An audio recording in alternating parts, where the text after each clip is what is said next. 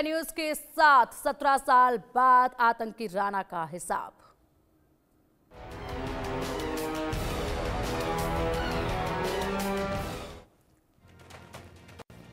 छब्बीस 11 का मास्टरमाइंड आतंकी राणा पर बड़ा अपडेट सामने आ रहा है। आज भारत लाया जा रहा है आतंकी तहुवर राणा। दिल्ली के पालम टेक्निकल एयरपोर्ट लाया जाएगा। आतंकी राणा को लेकर पहुंचेगी एनआईए की टीम।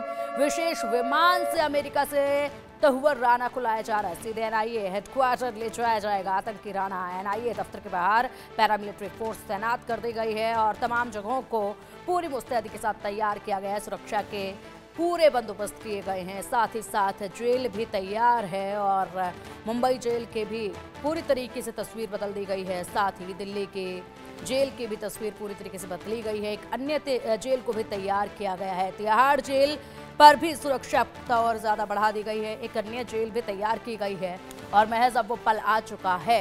इतने सालों के बाद, 17 सालों के अंतराल के बाद आखिरकार अब जो सवाल जिनका जवाब सभी के सामने आना बाकी था वो जवाब अब मिलेंगे, क्योंकि तहुवर राणा आखिरकार आ चुका है। बड़ी जीत है ये भारत की और इसी के साथ अब ये मानना गलत नहीं होगा कि ये रास्ते अब तमाम खुल चुके हैं। जब एक के बाद एक ऐसे तमाम आतंकियों को दुनिया भर से प्रतिप्रण का मौका मिल सकेगा भारत को, उसके बाद भारत लाया जाएगा। चुन चुन कर हिसाब इनसे लिया जाएगा और जितने मासूमों की जानें गई हैं उसको लेकर अभी तक आग भारत देश की ठंडी नहीं हुई है। इसीलिए यहाँ पर हर वक्त ये कोशिशें थी कि कब आखिर तहुवर राणा को यहाँ लाया जाए। सीधे तौर पर तहुवर राणा इस हमले में शामिल नहीं था, लेकिन पूरी तरीके से जो रणनीति बनाई गई थी उसमें एक बड़ा हाथ जो है तहुवर राणा का ही था।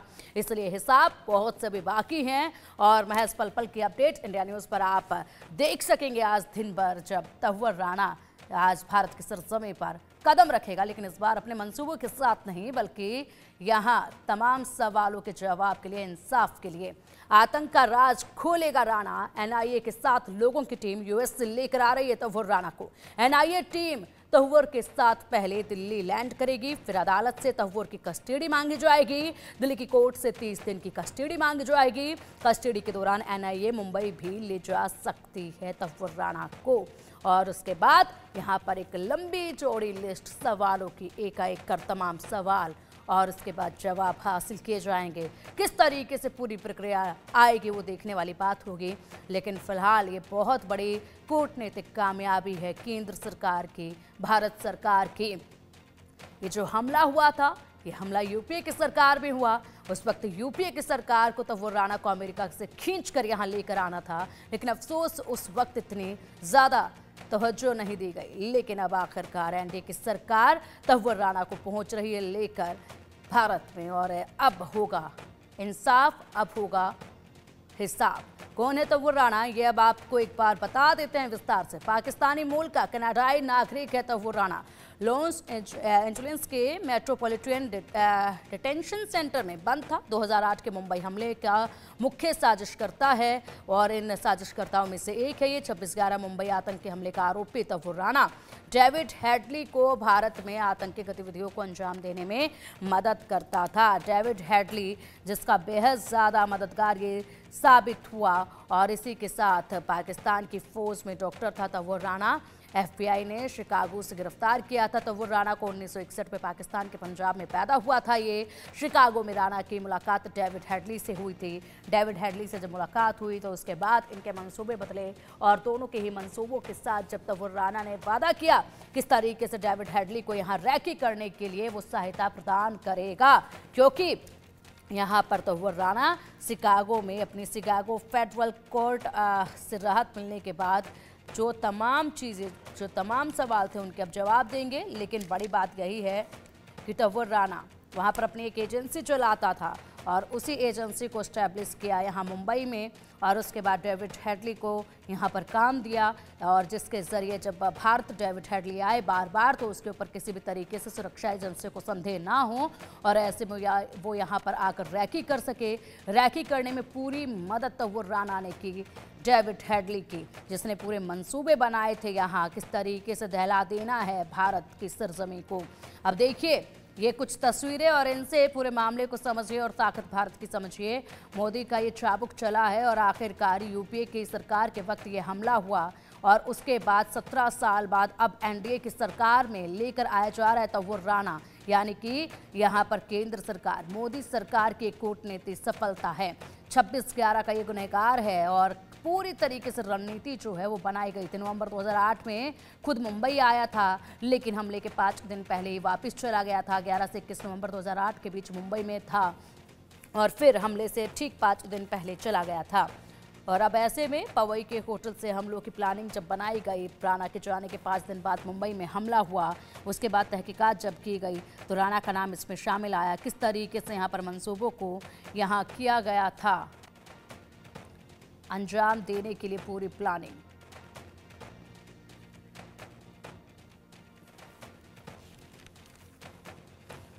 और चलिए अब इसी पर अधिक चर्चा के लिए, अधिक जानकारी के लिए हमारे साथ हमारे खास मेहमान जुड़ चुके हैं। मेहमानों का रुख करेंगे। सबसे पहले मुंबई पुलिस के एसीपी, पूर्व एसीपी धनराज वंजारी सर हमारे साथ जुड़े हुए हैं। धनराज सर, बहुत स्वागत है आपका इंडिया न्यूज़ पर। और बीजेपी नेता रमन मलिक जी हमारे साथ है। रमन मलिक जी, बहुत स्वागत है आपका भी इंडिया न्यूज़ पर। कांग्रेस नेता डॉक्टर सुमित गर्ग भी हमारे साथ है। सुमित सर, बहुत स्वागत है आपका भी।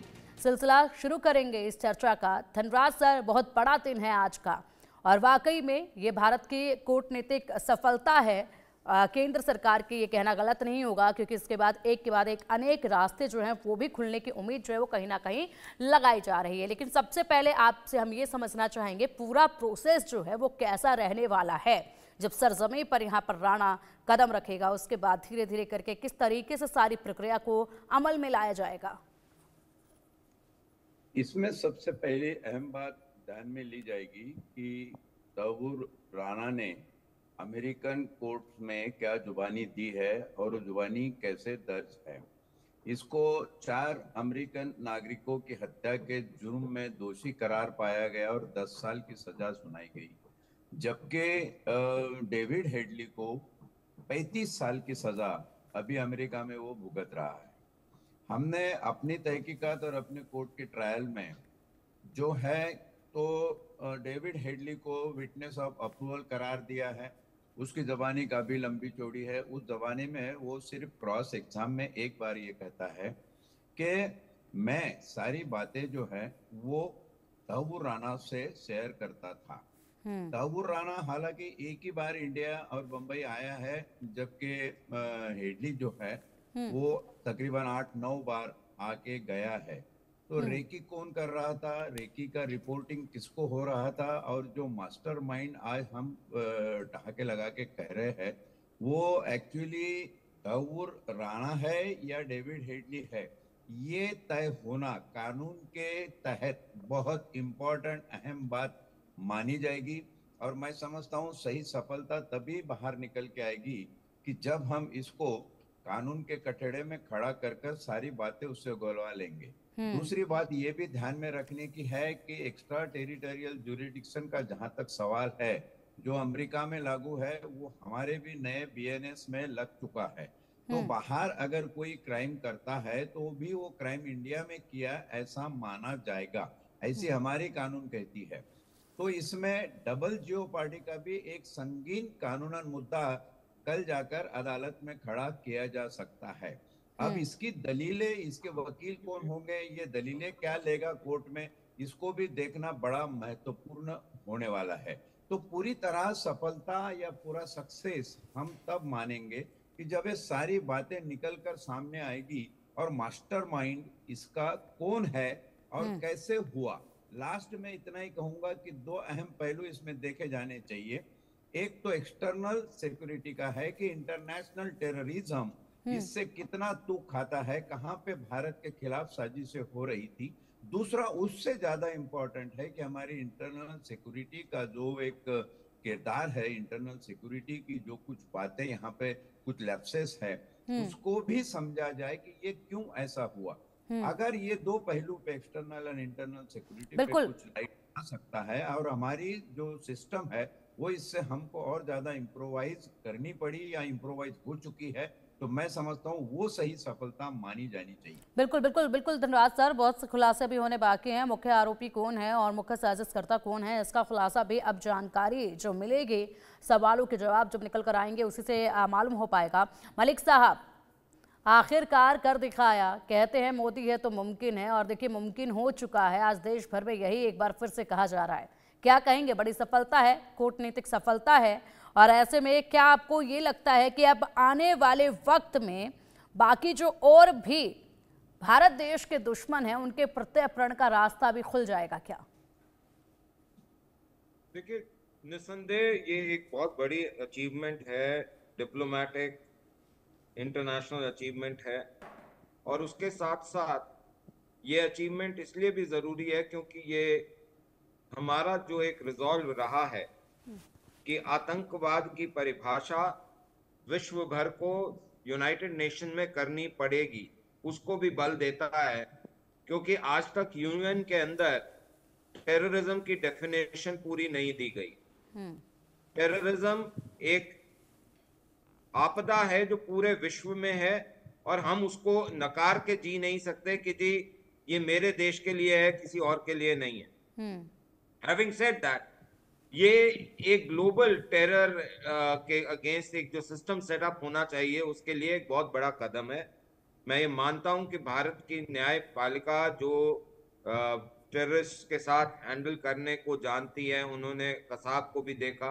अलबत्ता ये जरूर हुआ कि वो जरूर बोलने वाले आ गए अफजल गुरु के, और कसाब के हिमायती बहुत सारे यहाँ लोग हैं। अफजल हम शर्मिंदा है, तेरे कातिल जिंदा है, जबकि उसको खत्म करने का ऑर्डर न्यायपालिका ने दिया था। तो ऐसे लोग भी हैं यहाँ, और उनको बचाने के लिए कपिल सिब्बल और अभिषेक मनु सिंघवी जैसे वकील, चिदम्बरम जी जैसे वकील आते हैं। लेकिन इससे ज्यादा जरूरी हमारा देश है, और हमारे देश को आज जब ये बात मिली है तो हम ये बोलेंगे कि 26/11 उतना ही बड़ा आतंकी हमला था जितना 9/11, क्योंकि वो किसी देश के अंदर घुस के उस देश के अंदर उसकी एक आर्थिक राजधानी के अंदर काम करा हुआ इस प्रकार का जो है वो है।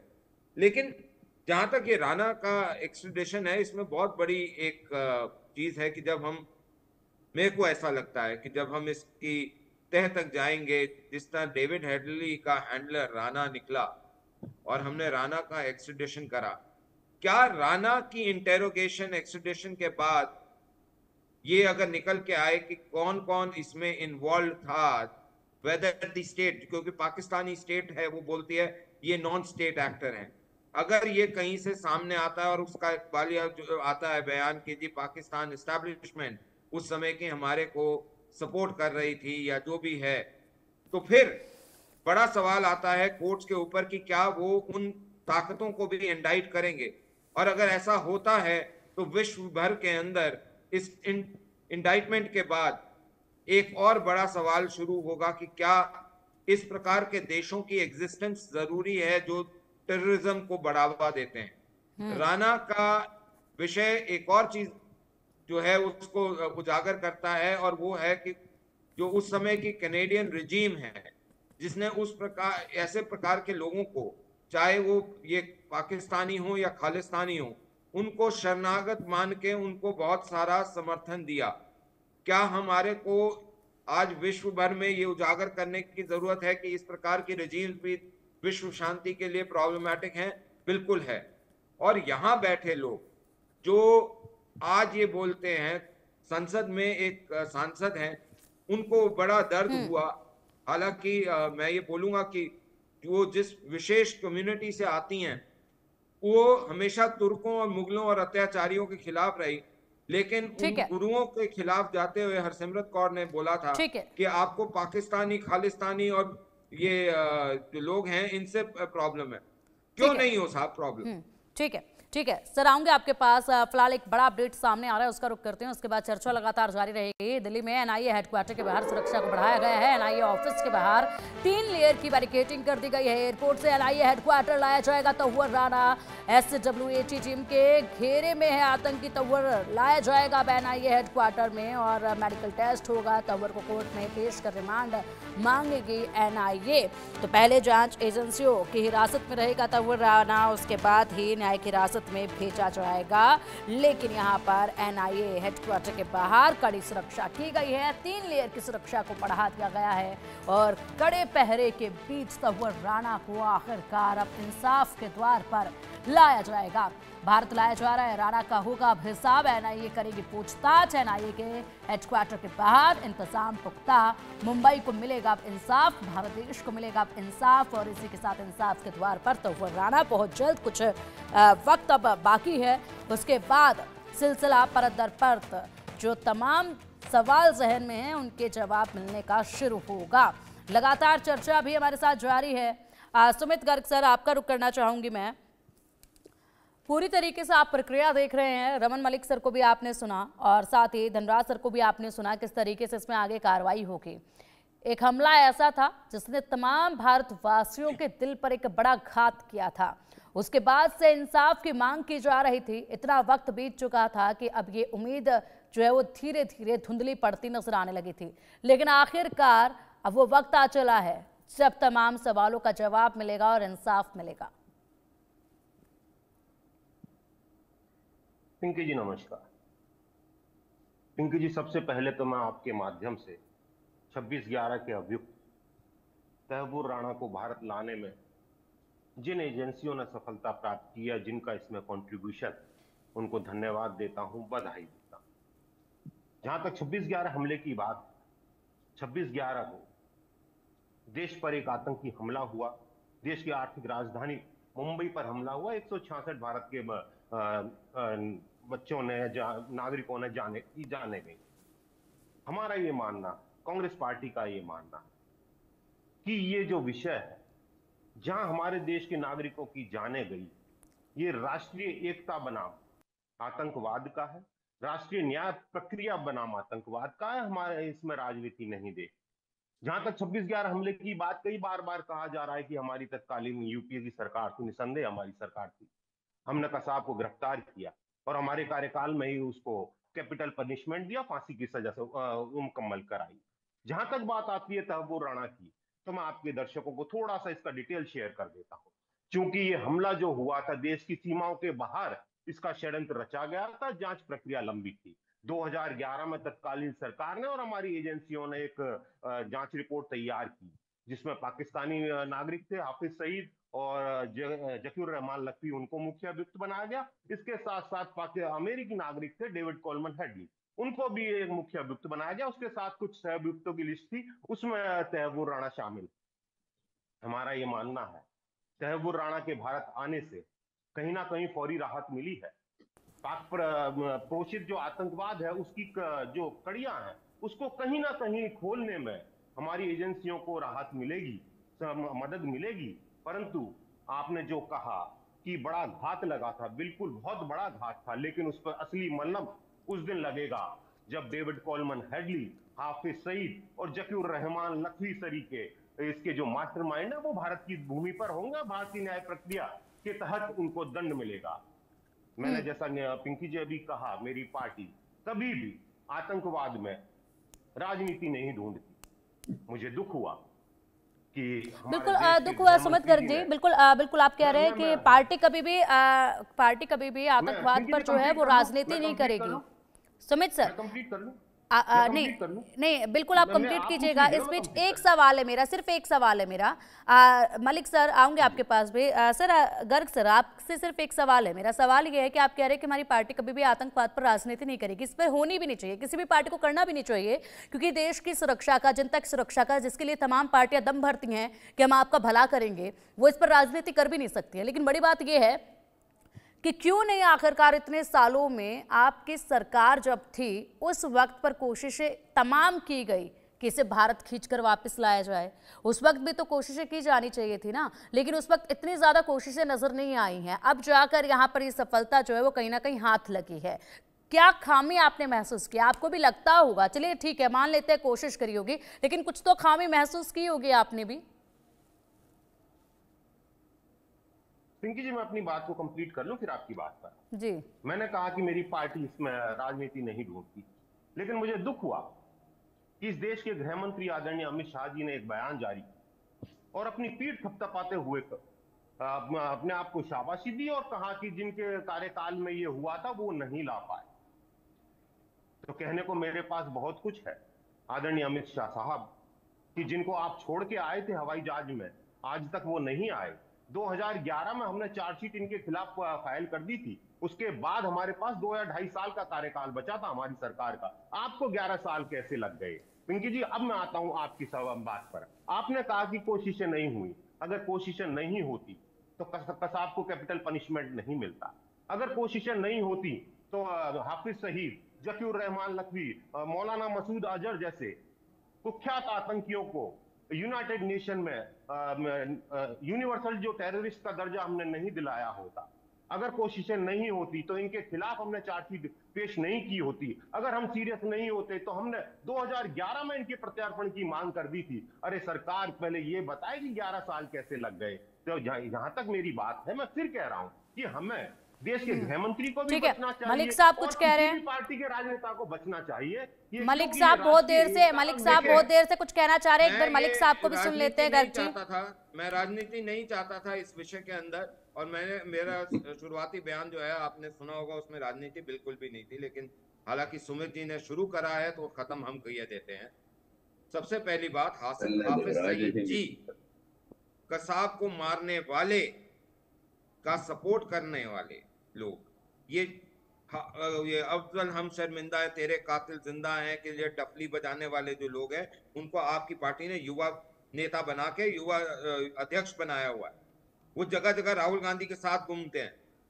उसके अलावा दिग्विजय सिंह, कसाब की गलती नहीं थी, कसाब तो मोहरा है सिर्फ, या हाफिज सईद जी और ये और वो कहानियां, ये इंटरनल है, पाकिस्तानी लोग नहीं इन्वॉल्व। इस तरीके के बयान देने वाले दिग्विजय सिंह, राहुल गांधी के मेंटोर, उनके लिए आप कुछ नहीं कहेंगे ना। आप अपने कपिल सिब्बल और अभिषेक मनु सिंघवी के लिए कहेंगे, जो हर आतंकी, हर करप्ट आदमी, हर गुंडे के लिए वही वकील क्यों मिलते हैं। और हाँ, जब आप बात करना चाहते हैं साहब, तो बात करिए कि राहुल गांधी उस दिन क्या कर रहे थे। 26/11 का इंसिडेंट हो रहा था और राहुल गांधी क्या कर रहे थे, वो बात करनी जरूरी है। और देश को एक बार ये राणा जैसे लोगों को हैंगिंग का ऑर्डर आए, उसके बाद जरूर डिबेट होनी चाहिए कि देश का कथा कथित 55 साल का युवा 55 का बचपन क्या कर रहा था। और उसके अलावा भी बात होनी चाहिए कि जो लोग आज के समय पे इसके ऊपर बात करते हैं कि जी ये एक फ्रीडम स्ट्रगल है कश्मीर की, आप जब उनका सपोर्ट करते हैं तब क्या होता है, जब खालिस्तानियों का सपोर्ट करते हो तो क्या होता है। सर ये बात करनी पड़ेगी। ये पॉलिटिकल बात जरूर है, मान लिया, लेकिन ये बात का सही टाइमिंग इन आतंकियों को सजाए मौत दिलवाने के बाद है, और हम करेंगे। ठीक है सर, ठीक है, आऊंगे आपके पास धनराज सर का भी रुख करना चाहूंगी मैं, लेकिन फिलहाल एक बड़ा अपडेट सामने है, उसका रुख सबसे पहले कर लेते हैं। आज भारत लाया जा रहा है आतंकी तव्वुर राणा। 26/11 हमले के लिए सुनवाई के लिए नियुक्त केंद्र ने स्पेशल पब्लिक प्रोसिक्यूटर नियुक्त किया है। स्पेशल पब्लिक प्रोसिक्यूटर होंगे नरेंद्र मान। केंद्र सरकार ने गैजेट नोटिफिकेशन जारी कर दिया है, नरेंद्र मान को नियुक्त किया गया है। और इसी के साथ अब किस तरीके से आगे तैयारियां होंगी और यहाँ पर वर्चुअल पेशी होगी, कोर्ट पे पेशी होगी, ये भी देखने वाली बात होगी। लेकिन फिलहाल ये बड़ा अपडेट है, 26/11 हमले की सुनवाई के लिए यहाँ पर केंद्र ने स्पेशल पब्लिक प्रोसिक्यूटर नियुक्त कर दिया है। नरेंद्र मान को केंद्र सरकार ने गैजेट नोटिफिकेशन जारी कर दिया है। और चर्चा की शुरुआत करेंगे एक बार